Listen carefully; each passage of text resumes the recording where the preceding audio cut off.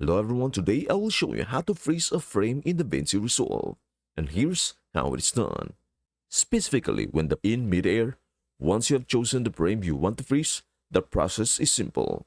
First, zoom in on the timeline for better precision. Then select the Blade Edit mode by clicking on the blade icon. With Blade Edit mode active, left-click on the frame you want to freeze. Then click again to cut the clip. This creates a separate clip containing only the frame you want to freeze. Once that is done, exit Blade Edit mode as you won't need it anymore. Next, drag the remaining part of the video after the frozen frame to the right, creating space for the freeze frame effect. Now right-click on the clip with the frozen frame and select Change Clip Speed. In the menu that appears, check the Freeze Frame box and click Change. This will make the frame remain frozen.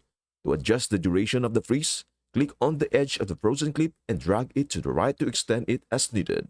Finally, rejoin the remaining part of the video with the frozen section and you will have your finished clip with the desired freeze frame effect. And that is everything you need to know about how to freeze a frame in DaVinci Resolve. Before we end, may I humbly ask you a favor. Please do like, share, and subscribe to our channel. This means the world to us.